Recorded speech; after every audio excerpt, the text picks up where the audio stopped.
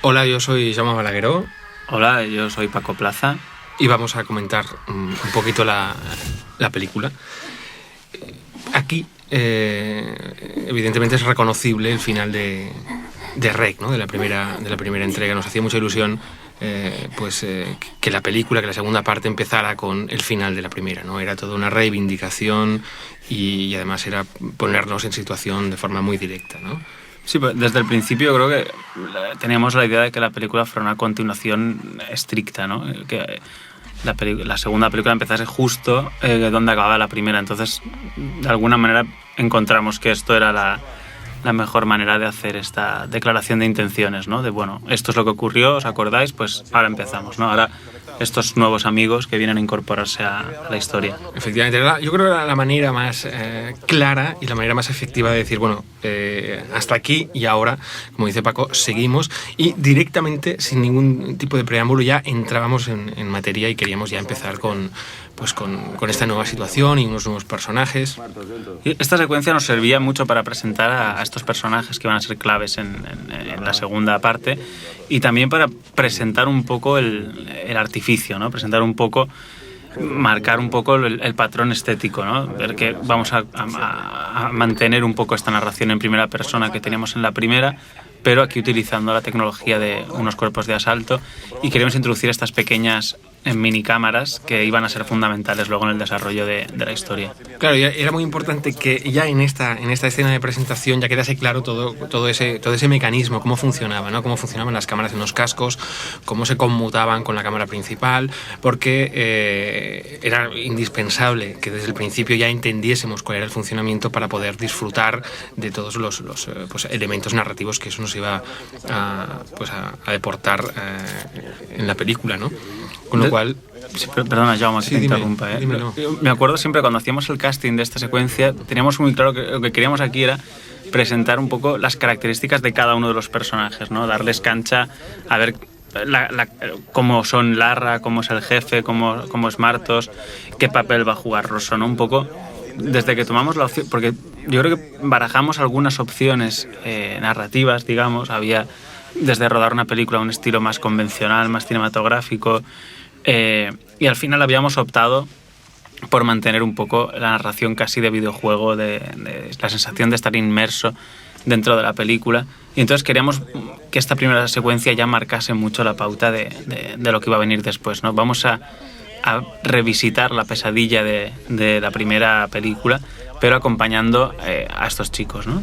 Claro, y además toda esta escena fue una escena que, aunque sí es verdad que tenía un pequeño esbozo de guión de lo que tenían que decir, la información básica que se tenía que dar, se dejó mucho a la improvisación, precisamente para que cada uno de ellos, como personaje, pues marcase bien cuál era su posición en la historia y cuáles eran sus características, ¿no?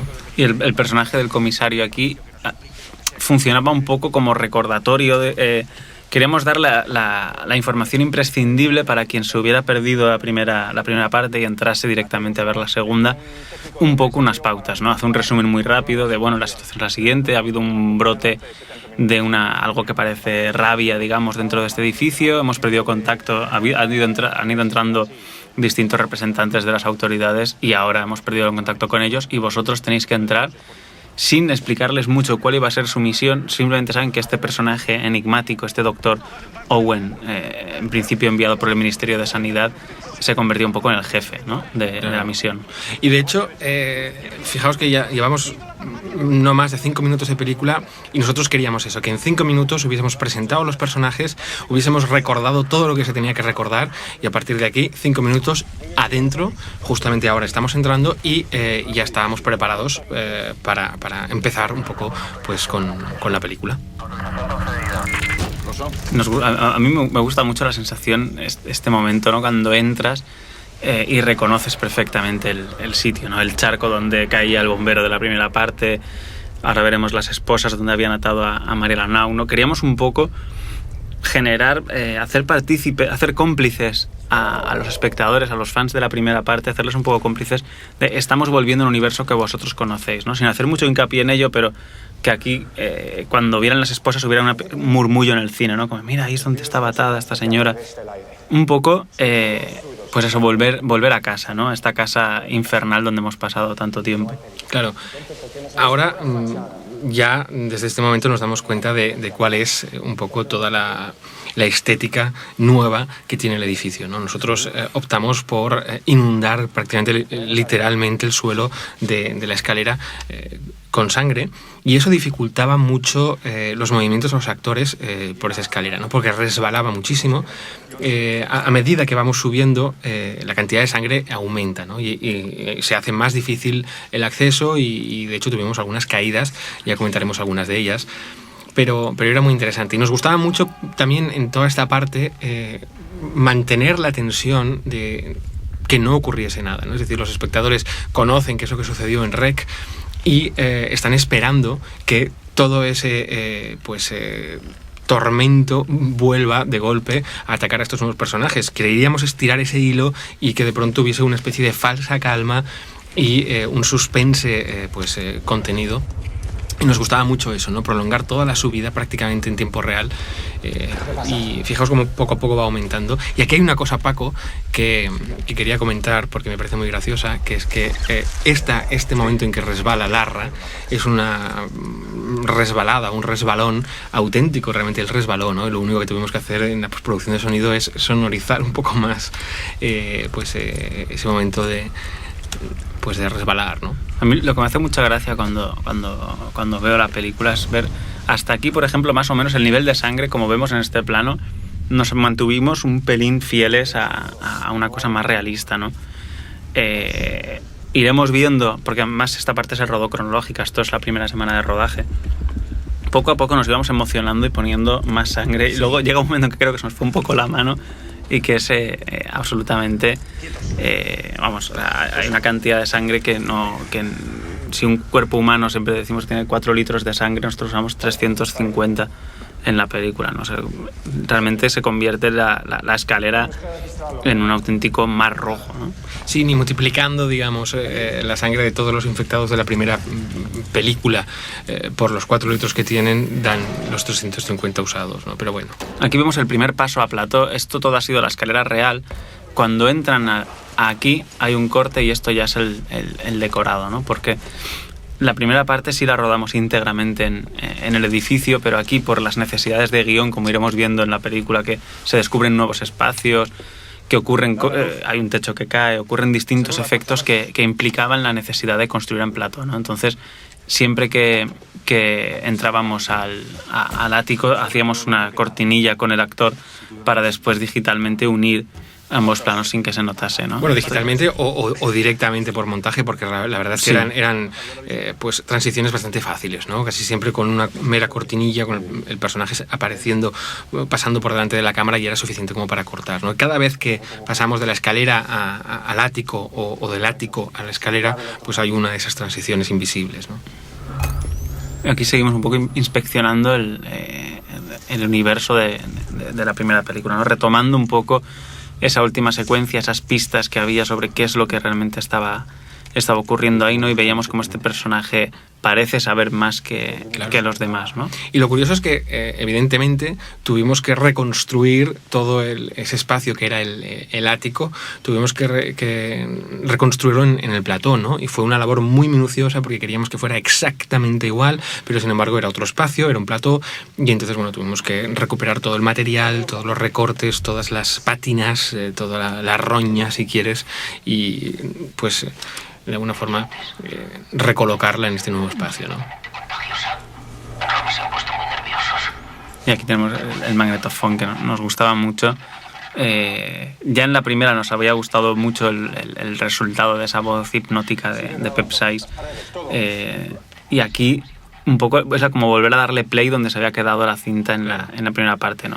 Añadiendo pequeños detalles. Fíjate, Paco, que aquí esto es muy comentable porque en la primera película, en REC, el momento en que Pablo enfocaba con la cámara este cuadro de la Virgen que hemos visto, decía de forma espontánea, hostia, Y le dijimos pues al actor, en este caso también Pablo Rosso, pero que en este caso hacía de Rosso, que al enfocar de nuevo la Virgen volviese a decirlo como una especie de homenaje que prácticamente solo nosotros dos disfrutaríamos, pero ahí estaba, ¿no? Y aquí, sí, mantenemos un poco el ejercicio que comentábamos de esta trampilla que había sido tan emblemática de la primera parte, ¿no? Que era uno de los grandes sustos de la película. Intentamos reproducir el mismo plano ahora, pero ahora en subjetivo, ¿no? Y hacíamos que el actor girase, en este caso Pablo Rosso, girase muy despacio, jugando un poco con la expectativa del espectador. Sabe que ahí había el famoso niño que le pegaba el trompazo a la cámara, ¿no? Y viendo, o sea,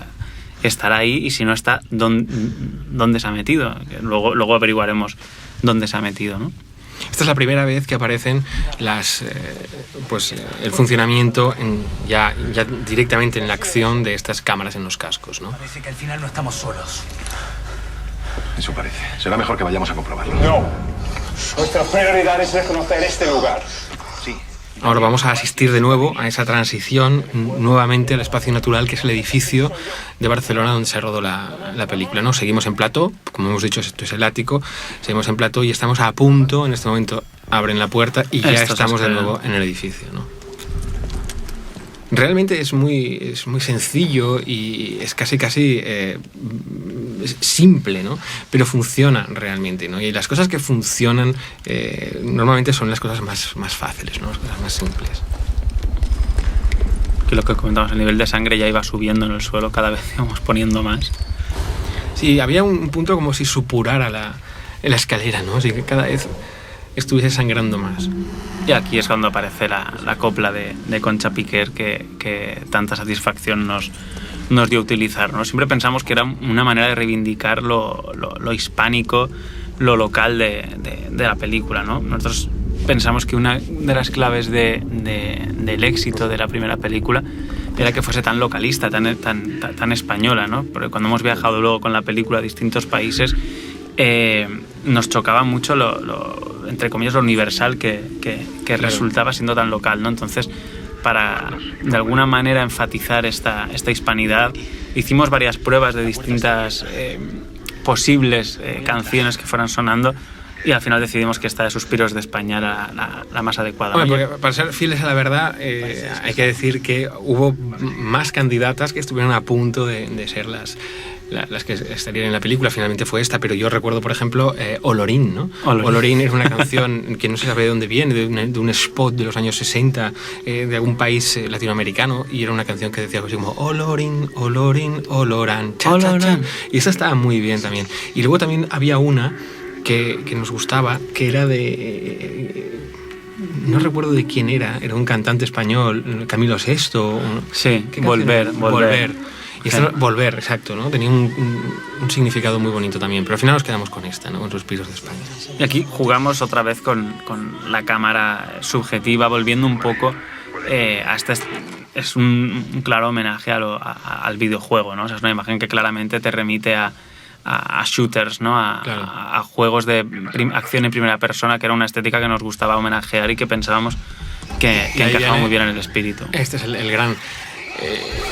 Este es el primer ataque ya de uno de los infectados, y además como primer ataque escogimos a uno de los grandes infectados, que era Ana Isabel, la colombiana, ¿no? Que es una actriz increíblemente física, increíblemente brutal, y que además se entregaba a un nivel casi peligroso, ¿no? Nosotros nos gustaba y a ella también jugábamos con ese nivel de riesgo.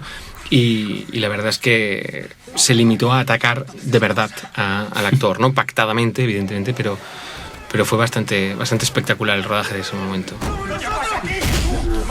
Y ahora estamos a punto de asistir a uno de los momentos clave, creo yo, que hasta aquí, digamos, que de alguna manera estamos en el mismo universo que estábamos en REC, infectados que se van contagiando, que se comportan de manera totalmente violenta y angustiosa. Y aquí ahora de repente es cuando introducimos el elemento sobrenatural, ¿no? Aquí de repente el cura detiene a un zombie recitando una oración, ¿no? Sabíamos que aquí nos la jugábamos, que era un poco... estábamos entrando en un terreno en el que o lo aceptas y entras o no entras, ¿no? O sea, quiero decir, era la apuesta de la película hacer el giro hacia lo sobrenatural, ¿no? Porque pensábamos que tampoco tenía demasiado sentido hacer otra película de zombies, de ataques físicos. Queríamos añadirle algo, ¿no? O sea, ser muy respetuosos con el espíritu de la película original, pero sí queríamos añadir algo nuevo. En este caso, el origen sobrenatural de la posesión, que ya se insinuaba al final de la primera, y aquí la jugamos con total descaro, ¿no? O sea, este momento yo creo que era de los momentos más delicados de la película. Claro. Nosotros queríamos prolongar el juego que había sido REC, vamos a volver a jugar, pero evidentemente el juego no puede ser el mismo. Teníamos que plantear unas reglas nuevas y si no, pues nos estaríamos repitiendo, y verdaderamente repetirnos pensábamos que a los espectadores no les iba a aportar demasiado, y sobre todo a nosotros no nos apetecía nada repetir otra vez el mismo juego, ¿no? Queríamos reinventar el juego y por lo tanto marcamos unas reglas nuevas, ¿no? Y nosotros nos parecía que era un poco pues lo que aportaba de nuevo la segunda parte, ¿no? Ya sabe cómo funciona. Reconocimiento de voz. ¡Ahora escúcheme usted! Este es uno de los momentos delicados de luz, ¿no? Toda la película se ha rodado con unas condiciones de luz extremas, es decir, la película se ha rodado en prácticamente oscuridad total. Hay aquí la luz que entra desde una de las ventanas, pero cuando no hay ventanas la oscuridad era total. Nunca usamos ningún tipo de luz de refuerzo, ningún tipo de luz que sirva para alumbrar los espacios. Las únicas luces que están alumbrando siempre son las luces que llevan los propios actores, ¿no?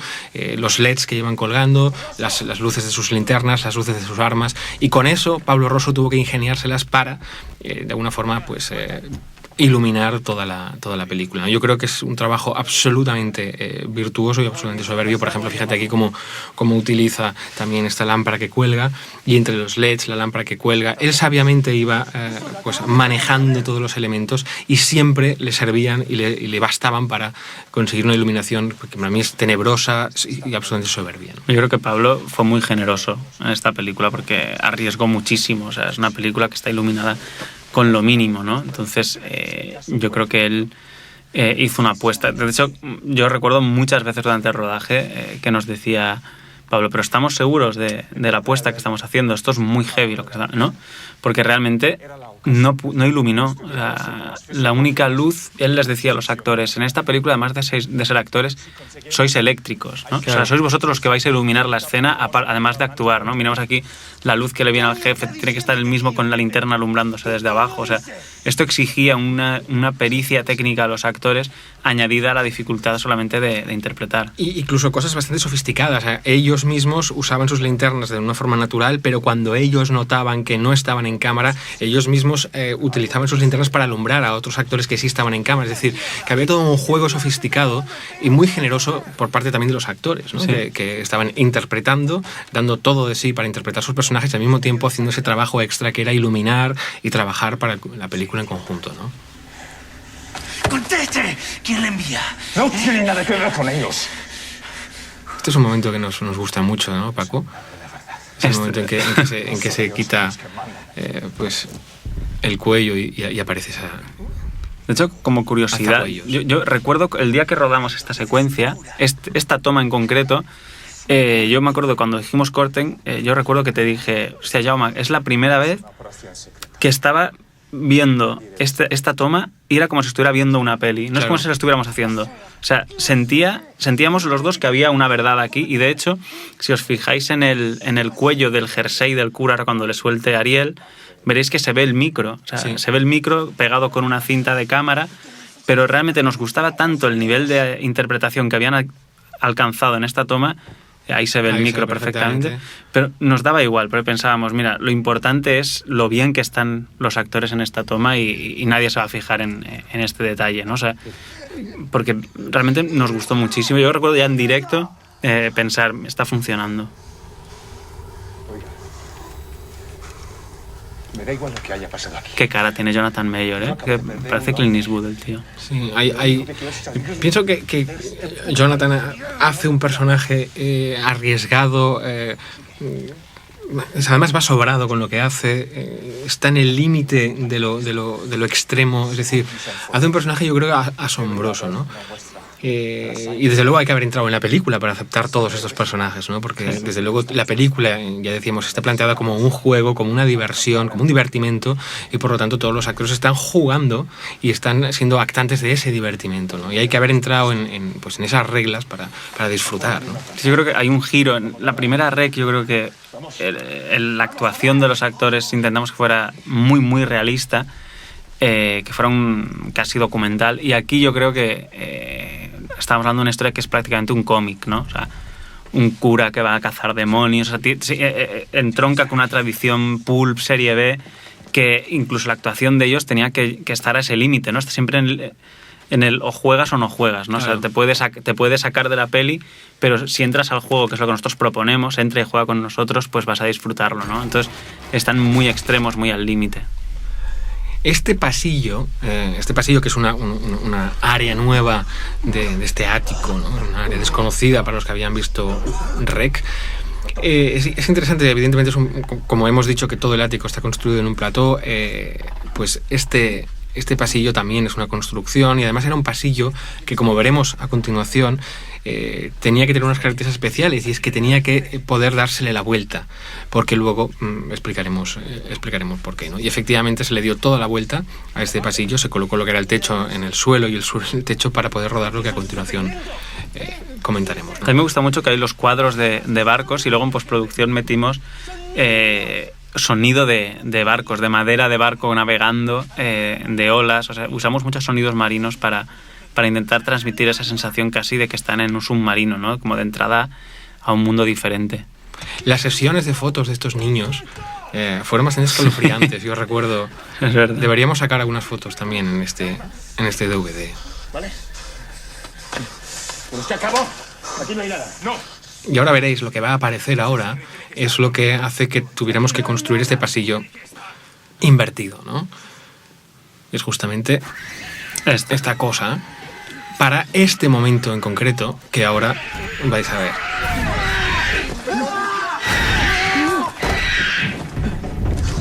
Es súper fugaz, pero era necesario que ese pasillo tuviese que poder darse la vuelta para el niño gateara por el suelo y luego pareciera que gateara por el techo, ¿no? Y para mí, a partir de aquí, este es un momento en la peli en el que yo personalmente disfruto muchísimo, ¿no? Que es cuando yo creo que es un poco el tramo más fantástico, ¿no? En el que entramos ya, o sea, aparece un niño que camina por el techo, luego veremos que empiezan a hablar con voces. O sea, es como que cada vez se va enrareciendo más la película y entrando más en el campo del fantástico, ¿no? Que era una cosa que queríamos experimentar con esta secuela.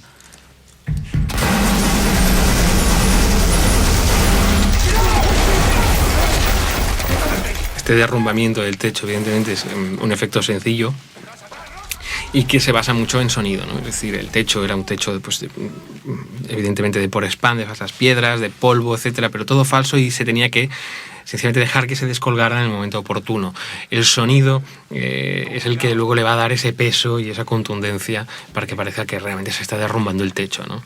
Este era otro momento, ¿no, Paco? Bastante arriesgado, sí, porque al fin y al cabo no deja de ser una especie de momia que aparece allí. El padre Albelda. El padre Albelda, ¿no? Del que ya se hablaba en Rec, ¿no? Sí. La voz de Pep Sykes, esa voz que habla de experimentos de la niña Medeiros, pues era este personaje, Esa evidentemente. sangre tiene que estar ahí arriba. Tenemos que subir. Yo creo que esta secuencia nos va a llevar el clímax de esta secuencia. A mí es de las cosas que más contento estoy de la película, ¿no? De las cosas de las que más discutimos, ¿no? Porque teníamos dudas siempre hasta el último momento de terminar o no terminar con ese efecto, ¿no? Sí, pero hablamos mucho, ¿no? Es que reventarle la cabeza a un niño en una película es una cosa como que está fea, ¿no? A priori. Pero claro, no es un niño. No es un niño. Yo siempre tomaba esta posición, no es un niño. Si fuera un niño no lo hubiéramos hecho, pero es que no era un niño, era un diablo. Entonces, es distinto. Y me gusta mucho, este momento me Sí, encanta, sí, cómo sí. se quedan, claro, realmente, ¿qué acabamos de hacer? O sea, es un momento en que entiendes que los personajes han llegado a un límite en el cual no saben exactamente a lo que se enfrentan y están totalmente desbordados, ¿no? A mí me gustan mucho estos geos que tenemos tan españoles, que aquí empiezas a verles ya casi como personajes un poco de Mortadelo y Filemón, ¿no? O sea, Sí, porque al final son en un humanos, universo ¿no? que no les corresponde, ¿no? Porque muchas veces vemos cuerpos de élite en las películas y parece que son de una profesionalidad que realmente es así, pero ese lado humano, ese lado de poder quebrarse, de poder no entender, yo consideraba que era muy importante para que el espectador pudiese identificarse más, ¿no? Este es un gran momento para mí también, ¿no? El momento en que accede Larra a esta especie de pasadizo sobre el techo. Es un pasadizo que se construyó completamente aparte, ¿no? Y luego lo teníamos montado en el suelo de ese plató, y a partir de aquí ya ese momento. Y fue Ariel Casas, el actor, es el que lleva la cámara aquí en el casco. En su propio casco, claro. Y él es quien... La verdad es que Ariel, yo creo que es una de las revelaciones de la película. Sí. Nosotros sabíamos que era un actor fabuloso, porque de hecho ya queríamos que hiciese la primera parte de REC, pero al final no pudo por unas complicaciones con sus fechas, hizo otra película y no pudimos tenerla, y teníamos claro que lo queríamos para la segunda. Entonces sabíamos que era un actor estupendo, pero a mí personalmente me sorprendió mucho la pericia técnica y lo rápido que era es que a la primera toma lo pillaba enseguida, cómo tenía que enfocar, cómo... Porque además no es fácil manipular una cámara que llevas en un casco en la cabeza, ¿no? Y sin embargo él era de una precisión, pam, pam, pam, como si fuese un operador de cámara, y además con la dificultad eso, ¿no? Que la llevas en un casco. Y la verdad que era infalible, y trabajar ha sido con Ariel ha sido realmente un gozo, ¿no? Aquí viene un momento controvertido también, la aparición de los niños calvos. Porque hay que decir que los niños, que son teóricamente los que tienen que aterrorizarnos, estaban aterrorizados realmente, ¿no? Empezaron ya en todo el proceso de casting emocionados, ilusionados, vamos a ser lo más aterrador de la película, ¿quién da más miedo? No sé. Y sin embargo el día del rodaje los metimos en ese tubo y de pronto tenían miedo, ¿no? Tenían miedo. Algunos, ellos, sí. Uno incluso se puso a llorar, tuvimos que explicarle que, bueno, que aquello no era nada, etcétera. Al final sí lo hizo contento, pero realmente estaban muy, muy, muy aterrorizados los niños, en contraposición con la ilusión con la que empezaron todo el proyecto. Claro, porque una cosa es que, tal como vemos, la oscuridad era total. O sea, realmente rodábamos en unas condiciones que además tenían que estar escondidos en un rinconcito, había mucho silencio, mucha oscuridad, y claro, realmente imponía un poco, ¿no? Ahora entramos en la secuencia homenaje a la cosa, una secuencia muy controvertida, muy comentada. Y en la que ya entramos directamente en ese registro de fiesta, ¿no? Es decir, esto es género puro y duro. De eso, si has entrado, pues estarás contento, y si no has entrado, pues entonces quizás estás un poco desconcertado. Pero realmente esta es una película de puro género y de homenaje al género, y por lo tanto, pues ahí vamos, ¿no? Y teníamos claro que, bueno, esto es un homenaje clarísimo. Y este es un efecto digital, ¿eh? Este efecto de la sangre hirviendo, tuvimos que hacerlo digitalmente porque era complicado. Incluso el fuego ese, no, el de la probeta también es digital. Este fuego es digital, la verdad es que es muy, muy convincente. Es muy gracioso, como dice fuck. Como si dijera en catalán. Joder, pero en catalán es muy curioso porque fuego es fuck, ¿no? Y parece que está diciendo fuego en catalán, entonces nos hacía mucha risa esto. Y aquí introducimos un poco el concepto cruces de historias. Aquí contactan en el exterior, desde el exterior contactan con el padre Owen y le dicen, hay movimiento de civiles en el exterior. Luego veremos que este momento tiene una correspondencia en la segunda parte de la peli, ¿no? Porque la película, una de las cosas que podríamos comentar como curiosidad es que nosotros pensábamos en un principio hacer dos películas diferentes, que ambas fueran Rec 2, pero fueran Rec 2 rojo o Rec 2 negro, ¿no? Dos películas que contaran el mismo línea de tiempo, pero perspectivas diferentes, ¿no? Al final lo que optamos fue por hacer una con dos puntos de vista, ¿no? A la cual pertenece este caballero, Pep Molina, que viene directamente de la otra película, se mete en esta, ¿no? Queríamos hacer mucho ese juego de vasos comunicantes de personajes que aquí puedes pensar que es un zombie, un infectado, aunque desconcierta un poco la bolsita de farmacia que lleva, y conocemos a estos personajes infiltrados, ¿no? Y nos gustaba mucho ese juego de personajes que de una película pasan a otra, ¿no? Y que sus papeles cambian dependiendo de la película que estés viendo. Al final nos quedamos con dos partes de una misma película que tienen ese juego, pero sí nos quedamos con las ganas de hacer. Era muy arriesgado, era muy arriesgado, pero quizás en otra ocasión. ¡Alto! ¡Quieto! Este fue uno de los momentos en que creo que... Aquí Ariel se pegó un piño se cayó, se hizo daño, pero siguió, se levantó y siguió hasta el final de la toma. Nos hizo prometer, curiosamente, que sería esa la que montaríamos y le dijimos que sí, pero no fue. Al final nos ha perdonado.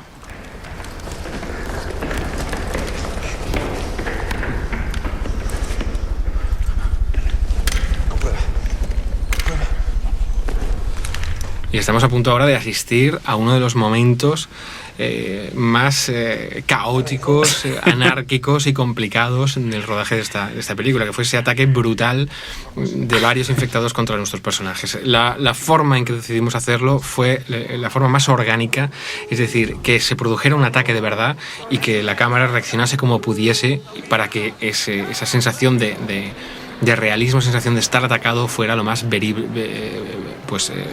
verdadera posible, ¿no? En la medida de lo que eso... Pues, el rodaje de este día fue muy, muy duro, la verdad. Sobre todo para los actores, ¿no? Que veremos luego como curiosidad que en planos posteriores veremos que faltan algunos de los zombies porque se iban lesionando en cada toma. Exacto. Por ejemplo, a Kemi, la japonesa que hemos visto ahí fugazmente, se rompió el tabique nasal en esta secuencia, entonces la tuvimos que mandar al hospital, ¿no? Porque era realmente...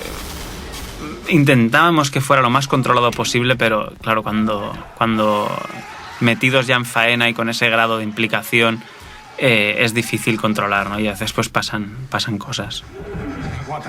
Y aquí viene uno de los juegos que a mí me gustan mucho, que es ahora cuando Rosso deja la cámara ahí, vemos la foto de Jennifer con su perro, ¿no? Con su perro Max.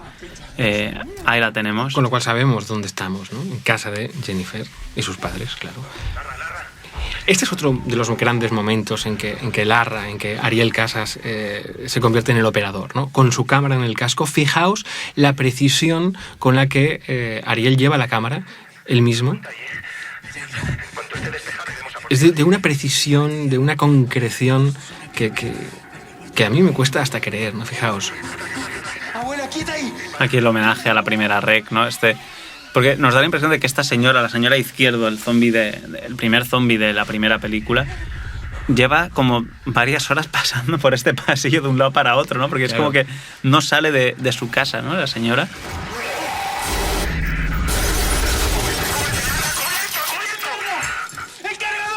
Realmente esta secuencia es de las más eficaces, ¿eh? Sí.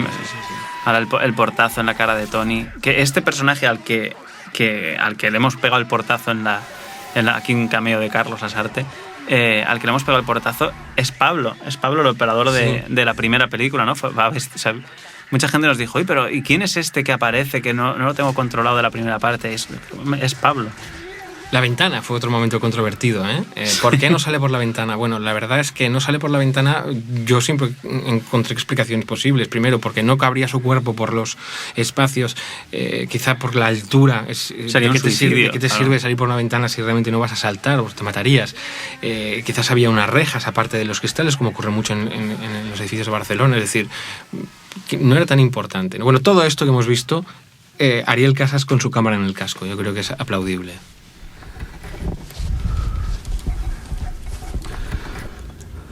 Jefe. A mí me gustan mucho estos momentos de alternar un momento de acción desenfrenada, de repente frenar la película, que aquí ahora de repente encuentres un poco de humanidad en ellos. Explicamos que no pueden salir a no ser que Owen dé la orden, y vamos conociendo poco a poco a este personaje que entra casi de puntillas en la película, que es Owen, y la va ganando poco a poco, ¿no? Se va ganando el protagonismo de la película con su actitud. Es un personaje enigmático que vemos ahora cómo manipula emocionalmente a los geos, y yo creo que Jonathan va creciendo con la peli, como decimos, entra un poquito así de refilón y va cogiendo un papel central, ¿no? Y vemos que al fin y al cabo él es el que tiene la sartén por el mango, o es el único que tiene un poco de idea de qué está ocurriendo, ¿no? Y sobre todo que es un hombre con una misión, ¿no? Es un tío que está decidido a cueste lo que cueste conseguir lo que se propone. Y aquí vemos ahora cómo manipula a los geos, ¿no? Me gusta mucho. Es un personaje con una locura, ¿no? Con una obsesión. Y eso a mí me resulta siempre fascinante. Hablábamos antes que era un poco como el Capitán Ahab, ¿no? O sea, que Medeiros es un poco su ballena blanca, el tío está obsesionado y no reparará en o sea, pese a quien pese, tiene que conseguir es su viejo enemigo, ¿no? De alguna forma. Más nos vale que tengamos un antídoto. Y ahora vamos a ver otro de esos momentos desconcertantes que luego se revelará como uno de esos cruces de esas dos historias, ¿no? que es este cuerpo en el suelo y ese objeto que ahora recogerá el jefe, ¿no? La mujer está muerta. Un cohete, ¿no? Un cohete. Un cohete. Un cohete. ¿Cómo un cohete? ¿Qué coño es esto? Jefe, recibo señal de Martos. Y ahora interactúa. Nos gustaba mucho dejar estas pistas para luego, cuando estamos viendo la segunda parte de la segunda mitad de la película, ir recomponiendo. Sabemos ahora piezas de un puzzle que luego sabemos dónde van encajando, ¿no? Eso nos gustaba mucho.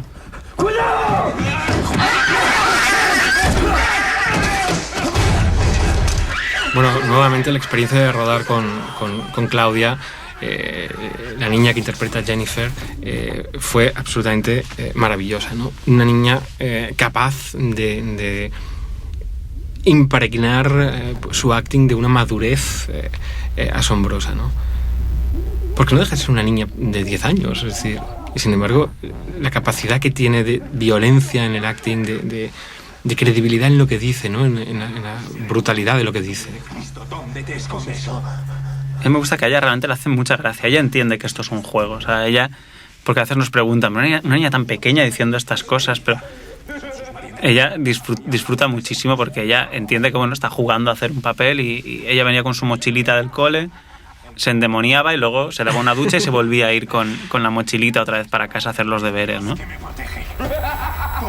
Y esta risa a ti te gusta especialmente, la hemos hecho mucho. Que es su risa, ¿eh? Es la risa de ella, lo que pasa es que evidentemente manipulada un poco pues, en postproducción, pero no deja de ser todo es su misma voz, ¿no? Su verdadera interpretación. A mí me gusta mucho estéticamente este trozo. Ahora cuando metemos la voz de la niña recitando Ángel de la guarda, dulce compañía, no me dejes sola que me perdería, dice... Y se genera un momento muy fantástico. Siempre casi hablamos musical, ¿eh? Casi exacto, musical, digamos. Creo que iba a comentar que ni en Rec 1 ni en Rec 2 hemos utilizado música, pero aquí sí se convierte el sonido, lo que creó Uriol Tarragó, gran maestro del sonido, creó una especie de universo sonoro casi musical, ¿no? Y ese gorila, ¿eh? Copito ese de gorila nieve. blanco, ese homenaje que queríamos hacer a Copito, ahí en el suelo. Bueno, Copito son anticristo un poco, ¿no? Sí, manías nuestras, de directores que dicen, bueno, queremos poner esto, pues ahí lo vamos a colocar, ¿no? La épica, ¿no? Este momento casi musical, que dices, bueno, pues ya nos da igual el realismo y la verosimilitud, esto es pura es espectáculo, épica, sí. Esto está llegando a su fin y por lo tanto no nos vamos a quedar cortos en épica y en poder, ¿no? Y a mí me gusta mucho ahora cuando se rompe la cámara, este negro que dejamos que es muy muy largo en el cine, se generaba una especie de tensión, pero bueno, ¿cómo sigue la peli, no? Se ha estropeado la cámara, ¿cómo continúa la historia? La sensación de que esto se ha terminado. Sí. Hasta aquí hemos llegado, la película es corta, bueno, vuelvan a sus casas, ¿no? Pues eso es una sensación que nos gustaba mucho. Y respecto a esta aparición, te voy a comentar algo que creo que no sabes, aquí en directo te lo cuento, me lo explicó un periodista el otro día, me dijo, muy bonito el homenaje a Romero. Yo dije, bueno, homenaje a Romero... Sí, tal, me dice, sí, dice, por lo de la muñeca. Digo, ¿cómo la muñeca? ¿Qué tiene que ver Romero con la muñeca? Y me explicó que el primer cortometraje que rodó Romero, él quemó una muñeca en la azotea de su casa y la policía le detuvo cuando tenía 14 o 15 años. No me digas. Sí, entonces es una casualidad de estas tremendas que nosotros quemamos una muñeca también en una película de zombies, ¿no? De infectados. Y entonces me sorprendió mucho, me pareció una cosa muy bonita, un eco así del destino muy... No sé, bueno, asumámoslo. Oye, pues sí. Es un homenaje. Ahí está ese homenaje a ese primer corto de George Romero, ¿no? Bueno, este momento maravilloso, este edificio amarillo en que no estaba previsto, este edificio Lima que no estaba previsto, teníamos todo controlado y el día que fuimos a rodar resulta que había una convención de no sé qué en el edificio de delante y para la ocasión lo habían iluminado con este color imposible y obsceno que era el color Lima, ¿no? Pero de pronto dijimos, bueno, ¿qué hacemos? Vamos a hablar con ellos, que lo apaguen, ¿qué hacemos? Y al final dijimos, mira, no, que lo dejen y tendremos ese momento Lima en la película que al final no molesta, incluso es maravilloso, ¿no? Sí. Bueno, más que nada que es lo que hay. había. Y aquí este momento tan valenciano, ¿no? Que me gusta mucho. Te han timado 20 euros, colega. Se veía venir que no iba... O sea, de hecho, en el guión sí salía volando la muñeca, pero lo que vimos es que realmente es imposible hacer volar este helicóptero. Este helicóptero que fui yo que dijo, no podemos hacer volar un helicóptero porque está prohibido y sobre todo por la noche sobre la ciudad hacer volar un helicóptero. Entonces yo dije, bueno, vamos a colocar un foco más elevado en el edificio de delante y que haga de helicóptero. Y se dudó si funcionaría o no, pero yo creo que funciona perfectamente, ¿no? Bueno, de nuevo, hay que decir que para esta escena, igual que para la otra, pues había que hacer todo un despliegue, ¿no? de vecinos, de cuerpos de seguridad, bomberos, etcétera, etcétera. Y hemos visto cómo salíamos del portal y curiosamente, pues los vecinos de todos los portales de alrededor se involucraron en la peli, participaron y estuvieron ahí. Fue una experiencia muy, muy bonita, ¿no? El cruce, de nuevo, Paco. Sí, aquí, bueno, con Pep Molina otra vez. Con su bolsita emblemática de medicamentos, ¿no? Que viene de la farmacia y bueno, nos gustaba mucho.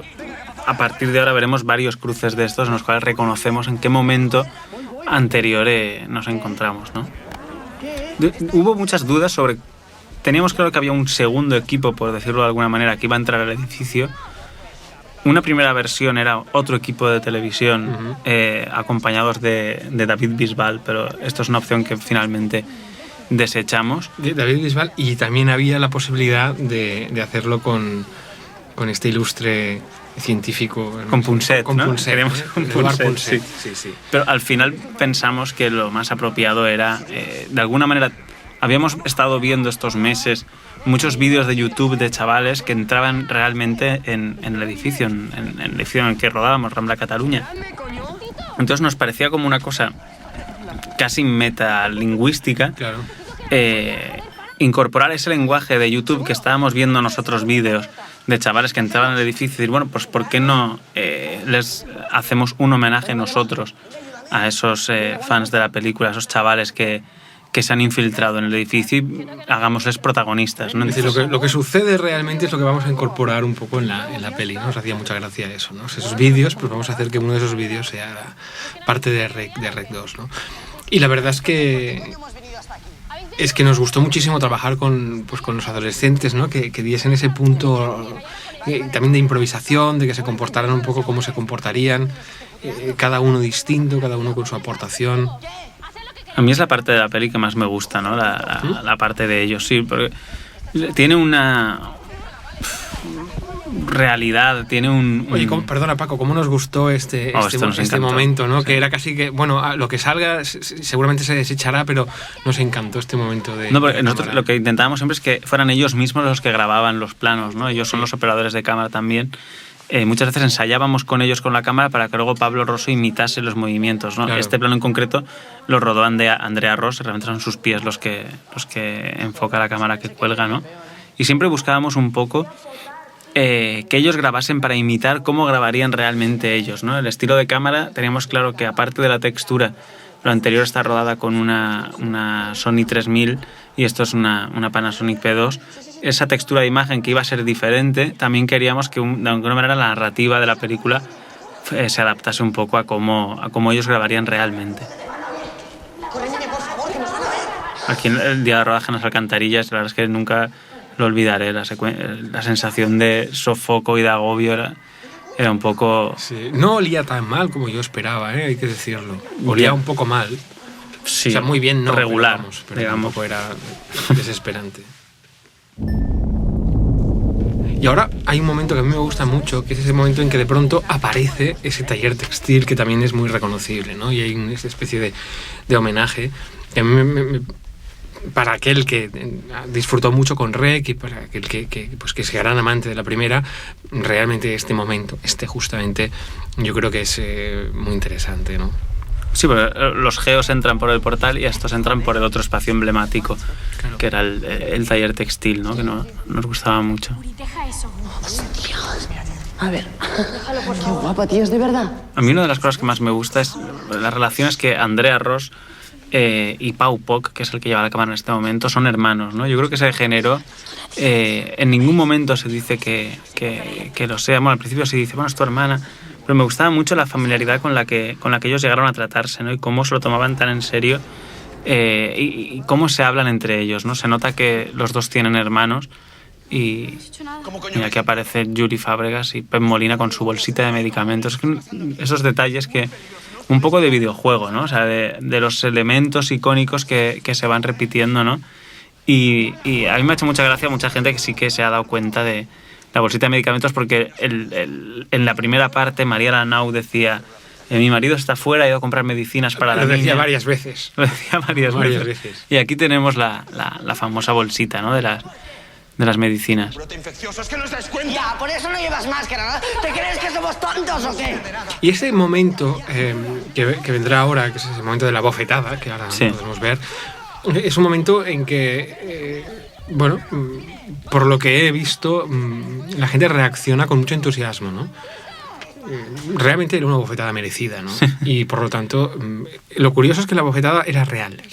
No fue una bofetada simulada, sino que, bueno, el mismo Pau Poch dijo: oye, dame la bofetada, ¿no? Porque al fin y al cabo no deja de ser una bofetada y quedará mucho mejor, ¿no? Sí, como anécdota podemos decir, Pau Poch había rodado conmigo una película, se llama Cuento de Navidad, que hacía de niño, y ya un policía le pegaba un bofetón en aquella película, ¿no? Y en esta, que era un poco el reencuentro con Pau, también alguien de las fuerzas del orden le da una bofetada, ¿no? O sea, no sé si hay algo ahí.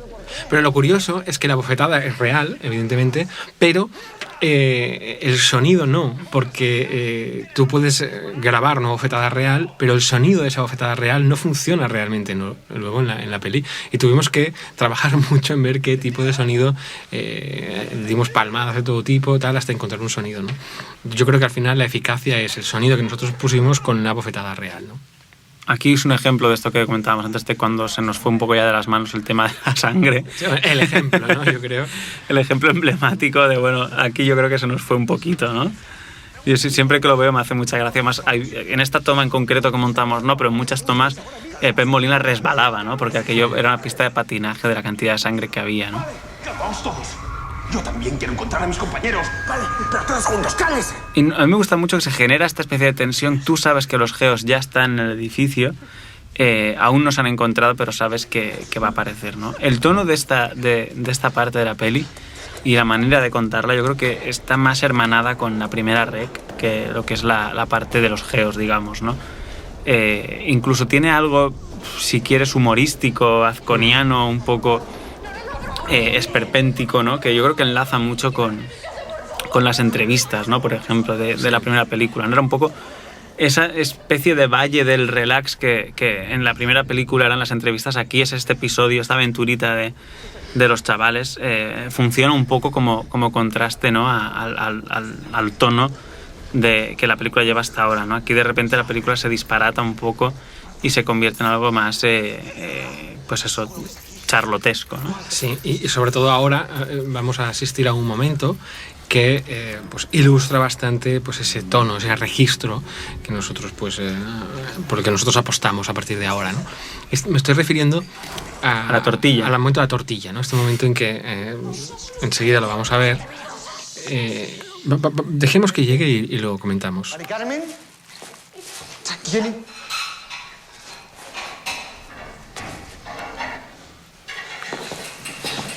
Es decir, ¿quién está haciendo una tortilla en esta casa? ¿Cómo es que los infectados hacen tortillas? Es decir, toda una serie de preguntas que nos han hecho. Al final, bueno, pues optamos por este tono que nos parecía muy gracioso, ¿no? Es que hay una cosa que está muy bien en las películas de zombies. Normalmente tú a los zombies les ves solo cuando se encuentran con tus protagonistas y atacan, digamos. Pero ¿qué hacen el resto del tiempo? O sea, ¿qué hace un zombie cuando está en su casa solo? Pues yo creo que se aferra un poco a lo cotidiano, al mínimo rastro de humanidad que tiene de su vida anterior. Entonces aquí tenemos el ejemplo perfecto de Mari Carmen haciendo una tortilla. Evidentemente, en el caso del descubrimiento que posteriormente en la película vamos a hacer de que no son zombies, como se entiende zombie, sino que son infectados y poseídos, yo creo que evidentemente el demonio, una de las cosas que puede hacer es jugar con sus víctimas, hacerles querer cosas, burlarse de ellas, y ese huevo, esa tortilla, no deja de ser una burla del demonio hacia sus víctimas, ¿no? Este es uno de los momentos que nos generó muchas dudas, en montaje, en la postproducción digital. Alex Villagrasa, que es el técnico de 3D y de efectos digitales, hicimos muchas pruebas hasta conseguir el nivel de fuego que fuera más o menos creíble, pero al mismo tiempo bastante disparatado como para que funcionase la escena a un nivel humorístico, ¿no? Tengo que parar la infección. Agua. Tiene que sacarnos de aquí. Y ahora llegamos a un momento en que también optamos por a partir de lo que habíamos grabado, hacer una escena mucho más épica y mucho más conceptual a nivel de sonido. Es decir, que el trabajo de sonido fue bastante importante para esa escena en concreto. Es ese momento en que desde fuera empiezan a tirotear con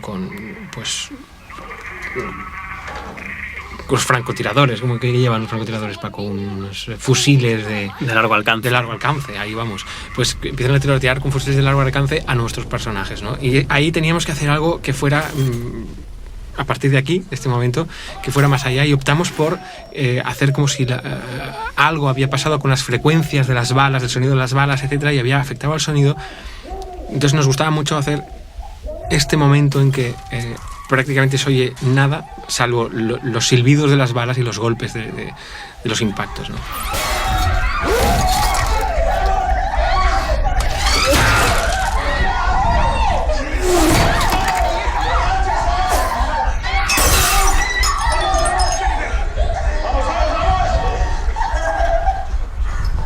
Siempre pensé que un tiro aquí en la puerta hubiera estado muy bien, ¿eh? Pusimos uno al final en la pared justo cuando salen, sí, pero no se acaba de apreciar. Pero claro, no se ve, solo se oye, entonces es difícil, ¿no? Y aquí es donde vuelven a cruzarse con la historia anterior, ¿no? El momento en el que el padre es tiroteado. Que ya hemos vivido antes y volvemos a vivir desde otro punto de vista, ¿no? Exactamente.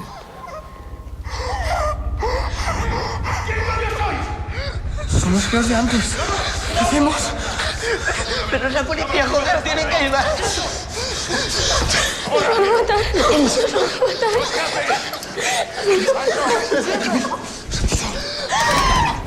Me gusta mucho este momento de calma tensísima.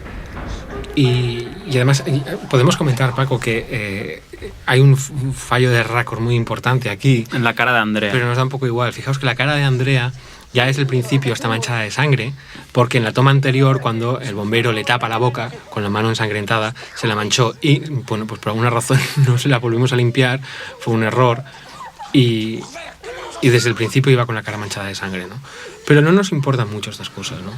No, a mí, sobre todo aquí me parece que Pau Poc está desgarrador, digamos, ¿no? O sea, sí. Nos gustaba mucho ver estos chavales más o menos gamberretes, traviesos, verlos, claro, cuando llega a este punto de la situación, verlos como niños, ¿no? Como dice Andrea en un momento anterior, dígales que somos niños, que no hemos hecho nada, ¿no? O sea, ver cómo les ha superado la situación y los vemos más de repente recordamos que estos adolescentes están más cerca de ser niños que adultos.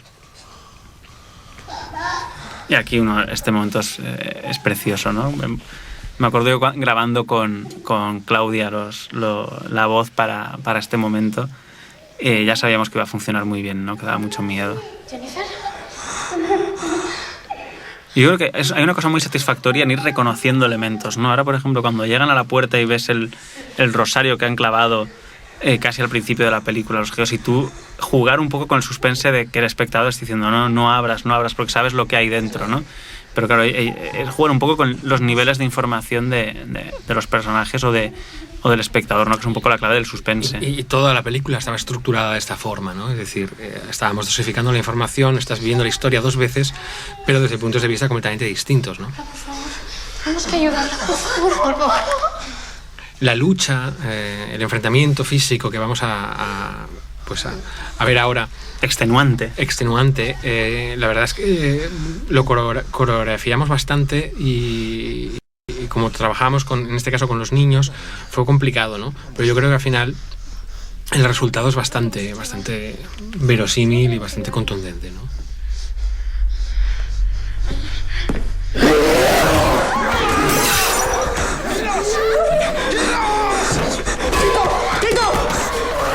Sí, bueno, yo creo que aquí podemos destacar Tony Gueruelo, que es el coordinador de acción de la película, tenía el reto de que aquí, claro, estamos rodando planos secuencias, ¿no? O sea, entonces era muy complicado la coreografía, ¿no? Sobre todo la entrega física que tienen que dar los actores, que son realmente ellos, no son especialistas. Pues coreografiar esto en un solo plano, pues tardábamos bastante, era un proceso bastante doloso, ¿no? Para los actores. Y aquí viene, yo creo que uno de los grandes momentos de la película, ¿no? Sí, porque es el momento del sinsentido, ¿no? Esto es un sinsentido porque todo lo que está sucediendo en este edificio es un sinsentido. Pero estamos ahí, lo sabemos y lo disfrutamos todos, ¿no? Y a mí especialmente me gusta este momento, ¿no? Cuando están los dos silueteados, de explosión, de final, de decir, bueno, ¿qué estamos haciendo aquí? ¿Por qué nos pasa esto? Queremos irnos a casa con nuestros papás, ¿no? Y el reencuentro con nuestros amigos. Claro, ¿no? Este es el cruce final, ¿no? Es decir, esas dos historias que iban por su cuenta, que de vez en cuando se cruzaban, ahora se van a unir, y a partir de aquí empieza una tercera parte, que es las dos historias juntas, unidas, ¿no? Y nos permite disfrutar de Pablo Rosso en persona, como sí. Dando la cara por fin, ¿no? En la primera película se libró, y aquí lo vemos ahí sostenido. Al fondo de todo. Un poco, muy preocupado con iluminar realmente. Sí, que es lo suyo. Más que interpretando. Fijaos cómo él está con la linterna haciendo su trabajo, ¿no? Que es su obsesión siempre. Hablaba como una niña, pensábamos que... ¿Pensabais? ¿Pero qué cojones pensabais? Ahí lo veis. ¿Qué coño estáis haciendo aquí? No lo sé. ¿Y ahora qué hacemos? Dígamelo usted. Era nuestra última oportunidad. Nos gustaba mucho, en este momento llegamos a un doble punto sin salida, ¿no? Parece que no hay... venían a buscar a Martos, no hay Martos. Entonces aquí descubren que el niño puede servirles para el interrogatorio. Y por otro lado, la batería de la cámara, porque Owen está obsesionado en que hay que documentarlo. Toda la batería de la cámara también se está acabando. Entonces, ¿cómo seguirán grabando, no? Planteamos un poco ese doble enigma, ¿no? En esta secuencia. Y ese enigma es lo que a mí me gusta de ese enigma es que al final la solución a ese enigma es ese gran momento inesperado, yo pienso, en que vamos a descubrir cómo va a ser la tercera parte de la película, que enseguida vamos a ver. Me gustaba mucho, ¿no? Que esta escena fuese así tan confusa, ¿no? La cámara volcada en el suelo, incómoda incluso, incómoda de ver, quiero decir. Y que no quedase ni siquiera muy claro qué es lo que pasaba, ¿no? Yo creo que la verosimilitud está en eso, ¿no? En que no entiendas muy bien qué pasó realmente, no lo sabes porque la cámara no te lo enseñó bien. Bueno, pues de eso va, ¿no? Un poco. ¡Vamos! A mí me encanta que Pablo Rosso aquí le ves que va, viene, no sabe muy bien dónde meterse. Pero encaja mucho en el caos, ¿no? Que queríamos convertir esta secuencia de, bueno, darle esa verosimilitud, ¿no? ¿Qué ocurriría realmente? Tenemos que dar cuenta todo. ¿Qué pasa? La batería. Está en la...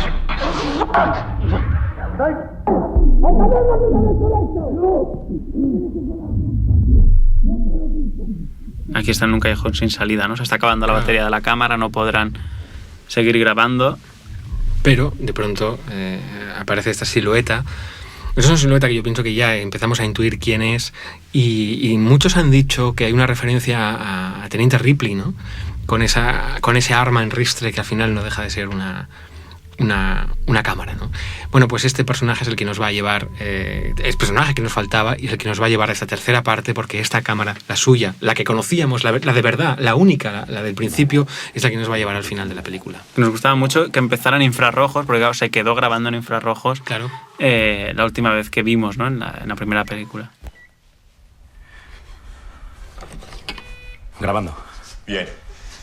Y ya tenemos la cámara de rec, la cámara original, que vuelve a continuar la historia. Y de hecho intentamos que más o menos la textura visual de esta tercera cámara fuera similar a la textura visual de Rec, ¿no? Del final de Rec, porque Rec también tenía, la película también tenía todo un proceso evolutivo de imagen, y tal como se quedó al final es como queríamos empezar ahora con esta tercera cámara, ¿no? Es como un tono más tabaco, ¿no? Sí, u ocre. Un ocre, exacto.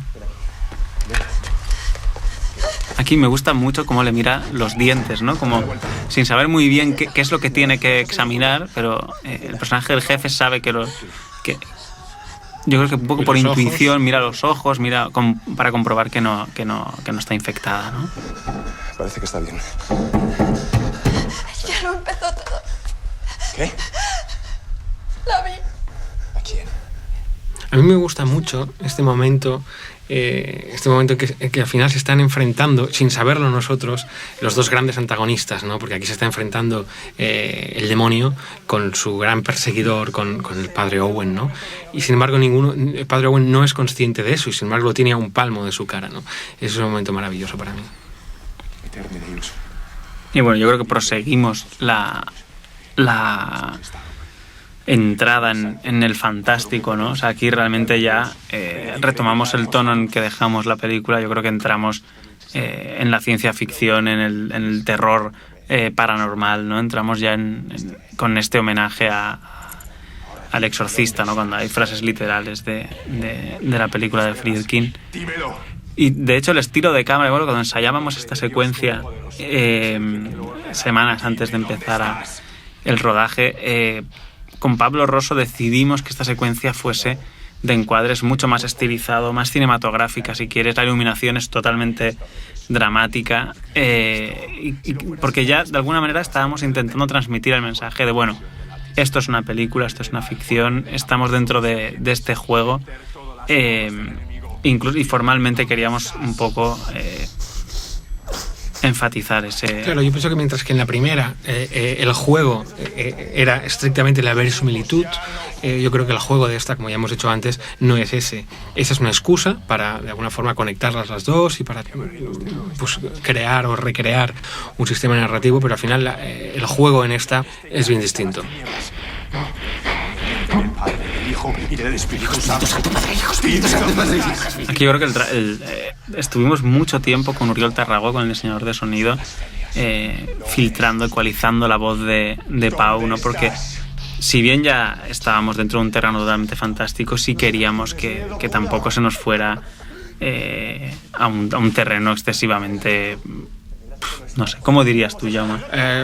¿Grotesco? Grotesco o fantástico, ¿no? Quizá. Oye, aquí hay una cosa muy interesante. Lo que parafrasea ahí está, Owen ahora. Una de las claves de es la una película. de las claves, son las prisiones de oscuridad, etcétera. Vamos a oírlo. ¿Cómo la visteis si estabas a oscuras? La cámara. Tiene visión nocturna. Lo tenía que haber imaginado. ¿El qué?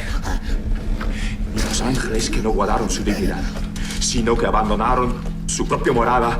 El Señor los guardó bajo oscuridad en prisiones eternas hasta el juicio del gran día. Bueno, pues este texto bíblico. Es un texto bíblico. Nosotros nos basamos en un texto que está en la Biblia para desplegar todo ese juego con la oscuridad y la luz y lo que la luz oculta, etcétera, etcétera, ¿no? Es decir, que nos inspiramos realmente en cosas muy, muy, muy concretas de la Biblia, como este pequeño texto, o no sé cómo lo llamaríamos, Paco, tú sabes más, una oración o un... No, texto, digamos.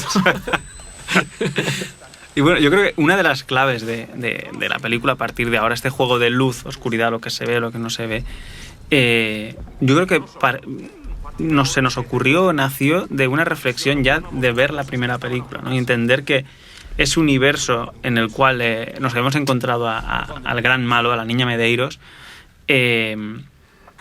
solo la habíamos visto en la oscuridad. Entonces nos gustaba mucho la idea de que la niña Medeiros donde vive es en la oscuridad, pero no en un sitio que esté a oscuras, sino en la oscuridad misma, ¿no? Que puede estar en cualquier sitio donde deja de entrar la luz, se convierte un poco en sus dominios, ¿no? Claro. Y que entonces la visión nocturna lo que nos permite es entrar a esa dimensión, ¿no? Que es algo que ha sido muy comentado por algunos, yo creo que ha incomodado a algunos espectadores.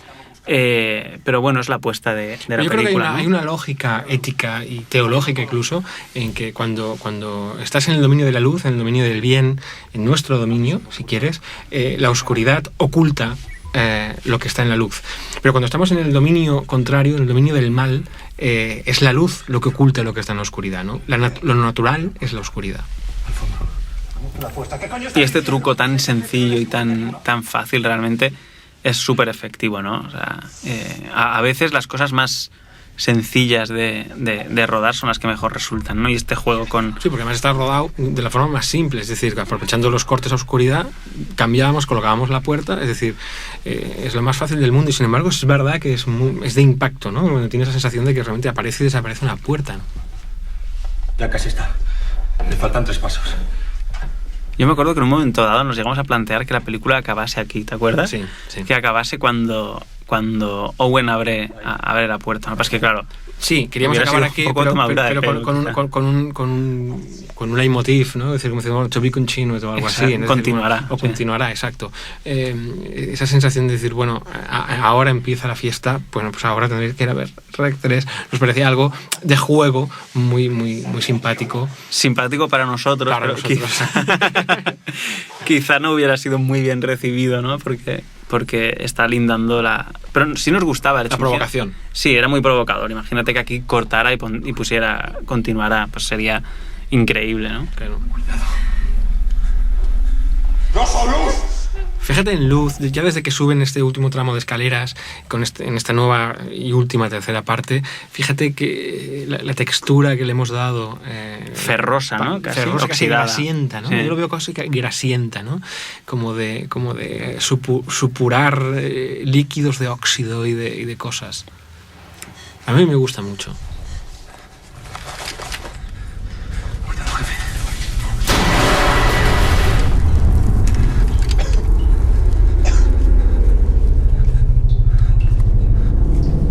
Es que a mí me está gustando la peli bastante ahora, ¿eh? Sí, a mí también. me está gustando la verdad mucho. es que verla así hablando, claro, las películas normalmente hablando no se pueden ver porque si no te hacen shh, pero aquí, como ya se trata de eso,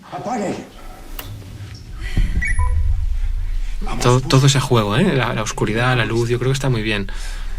Inquieta, ¿no? Yo creo que hay un punto de inquietud, decir, bueno, ¿qué va a pasar aquí, ¿no? ¿Qué vamos a encontrar que no hemos visto? ¿Cómo nos chocó que el traje negro del jefe se viera blanco, con Sí. el infrarrojo? Son Claro. esas cosas. Luego, que también nos trajo sus complicaciones, ¿no? Recuerdo, para que la sangre se vea en Claro. infrarrojo no puede ser roja porque el rojo no se refleja, entonces hay que usar una especie de cacaolat o cosas así más color cacao, color chocolate para ¿Calent? que... Cacaolat calent.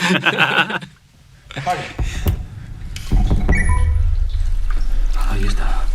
Aquí esta bañera que tanto... Cuidado. Mira, en esta bañera, que como ya sabemos, contiene a la niña Medeiros, pues hay que decir que el actor que interpretó en este momento a la niña Medeiros no era Javier Botet, ¿no? Que es el que desde siempre es la niña Medeiros, ¿no? Y ya casi es conocido por interpretar a la niña Medeiros, sino que por unas razones de salud de Javier, porque hacía mucho frío en este espacio, el agua no podíamos tenerla caliente mucho tiempo, etcétera, tuvimos que recurrir a un excelente actor que interpretó en este momento que era Nico Baixas. Nico Baixas. ¡Apague! ¡Apague! ¡Rosso, ¿dónde? ¿Dónde está? Este juego de cosas que se ven, que no se ven, que incluso no es que se vean, ¿no? Sino que se materializan en la oscuridad, es una cosa que nos gustaba mucho.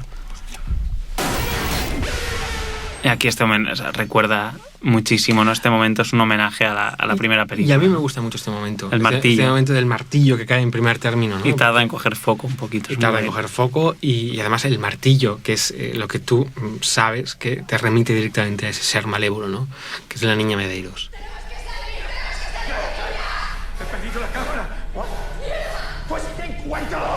¡Lo necesitamos! ¡Encuéntralo, Rosso! ¡Pues he perdido la cámara! Me gusta mucho cómo se intuye, ¿no? El movimiento, se intuye poco a poco, se va intuyendo cada vez más a Pablo que se acerca y entonces justo en ese momento caen unas gotas que adelantan pues esa mano. La mano de la niña Medeiros. la niña Medeiros. Y aquí yo creo que estamos en un universo muy conocido, ¿no? O sea, es volver un poco al final de Rec, ¿no? De alguna manera es un código para decir al espectador de que el final está cerca, ¿no? De que ya estamos en el tramo final, que estamos en el infierno con él. Y retomamos un poco la clave de la primera, que es si no puede vernos, si no nos movemos no nos encontrará, ¿no? Claro, vamos a jugar con eso. Nosotros queríamos de alguna forma retomar un poco esa última escena de Rec, desarrollarla, pero evidentemente no podíamos terminar la película con esa pues prórroga de lo que había sido ya Rec, ¿no? Teníamos que tener otro final y evidentemente lo tendremos. Pero de momento estábamos ahí y había que jugarlo bien, ¿no?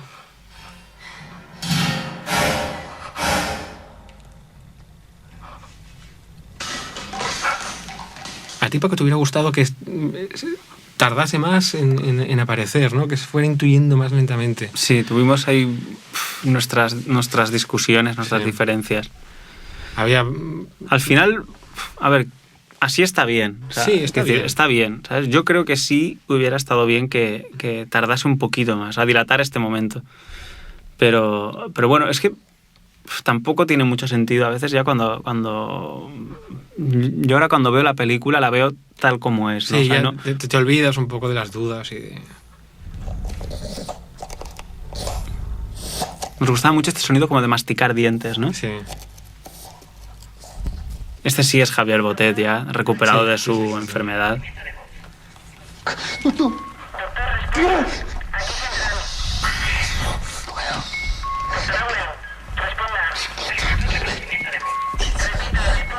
Me gusta mucho cómo las propias medidas de seguridad de Owen, los suyos, acaban volviéndose en su contra, ¿no?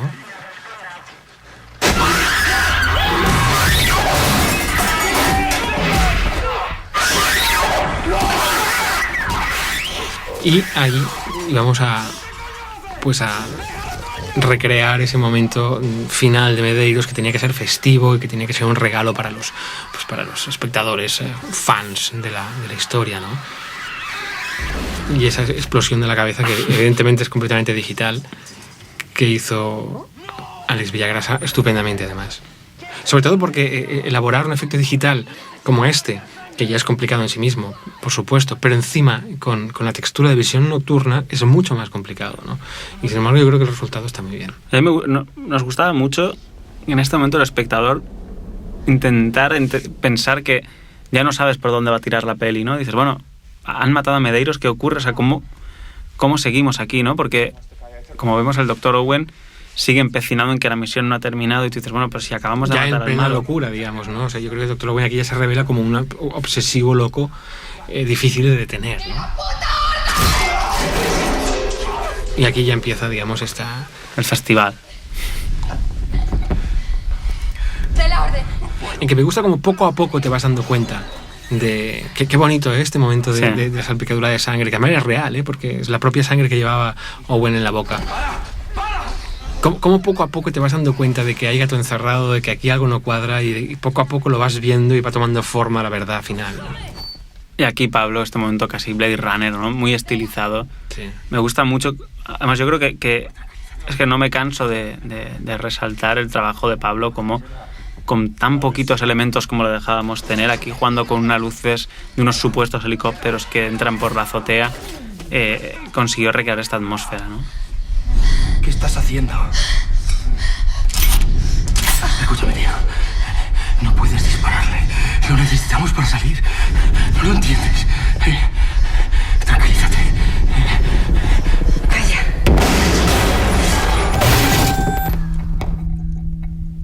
Estos bonitos efectos de fallar la cámara que desarrollaba Alex Villagrasa, que son, yo creo que es una sutileza y de una estética también, de una belleza, ¿no?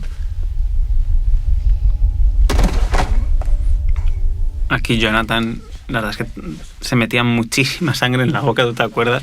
Sí. A mí me fascina que cada vez que habla sale como un borbotón nuevo de sangre, ¿no? Es como que se llenaba la boca constantemente. Sí, se bebía media botella de litro y se la dejaba en la boca y hablaba con el medio litro y lo iba sacando poco a poco, se entregaba completamente y lo pasaba fatal, porque grabamos esta escena un montón de veces, sí, porque había que tener una posición muy determinada, etcétera. Y él lo pasaba muy mal, porque es un actor muy físico que se entrega mucho y realmente, bueno, pues cada vez que él se golpeaba o que le golpeaban, sufría, ¿no?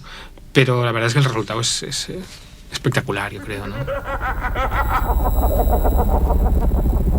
Casi fantasmagórico, esas fluctuaciones de la cámara, ¿no? Me remiten casi a lo sobrenatural, ¿no? Ampara,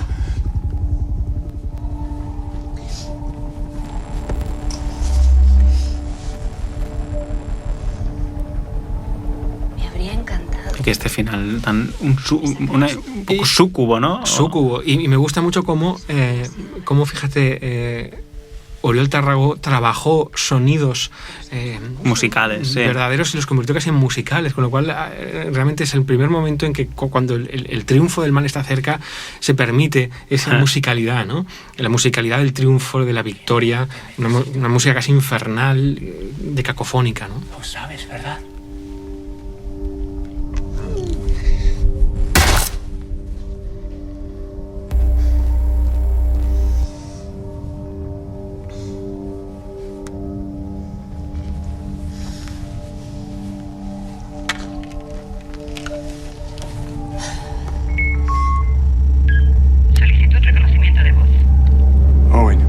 Y qué bien imita, Manuel Velasco la voz de Jonathan Mellor. No, realmente, claro, por supuesto fue Jonathan Mellor quien habló, pero éramos conscientes de que nos la jugábamos también. O el doblaje era perfecto, impecable, o esto hacía aguas, ¿no? Yo creo que finalmente fue como queríamos, ¿no? Perfecto. O sea, cuela, da el peo completamente. ¿Una mujer? ¿Cómo ha podido sobrevivir? Esta es la gran pregunta, ¿no? ¿Cómo ha podido sobrevivir? Y entonces ahora volvemos una vez más al final de REC.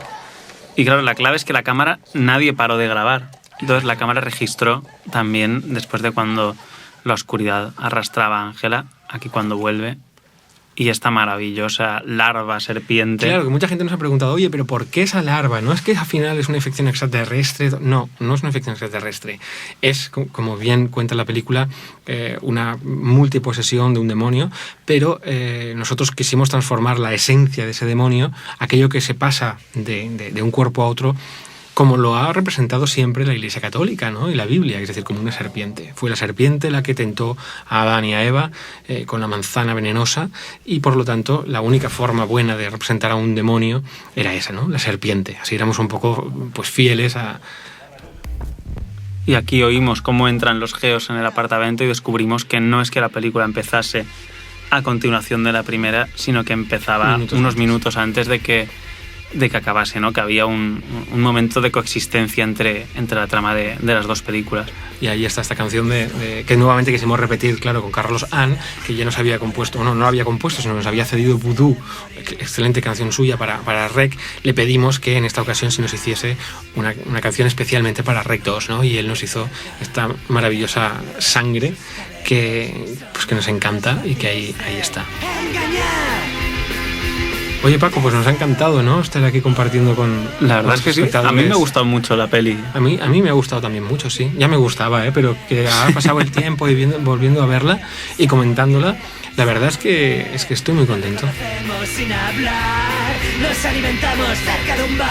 ¿Y que habrá REC 3, Jaume? Pues quizás podríamos decirlo ahora, porque supongo que la gente ya no estará oyendo, ¿no? Los créditos normalmente no los ve la gente. Pues, bueno, no sé, ahora cuando... Pues parece ser que sí. O no. No sé. Vamos a ver. Se evapora. ¡Latido! ¡A latido!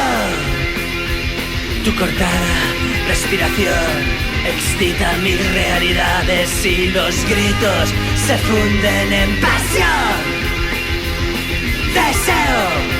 Oh, esta noche hay rock and roll, overbooking de opiniones y me muero por un poco de sangre, sangre. Nos reconocemos sin hablar, nos alimentamos cerca de un bar, de una bella sustancia llamada sangre, sangre. Esta noche hay rock and roll, overbooking de opiniones y me muero por un poco de sangre, sangre. Nos reconocemos sin hablar, nos alimentamos cerca de un bar, de una bella sustancia llamada sangre, sangre.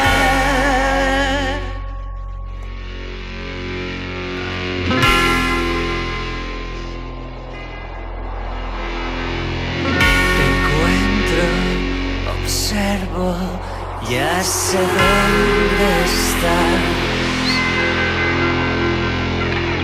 perdida entre mis brazos, te vuelven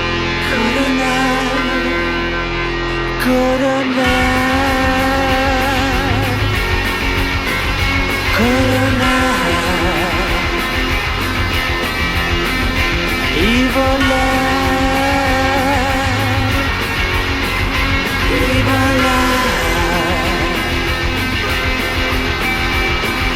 No caerás del cielo, la noche secuestra y ya eres su presa. El amor de las sombras es para siempre. El sol avergonzado esconde la cabeza en el regazo de un avestruz.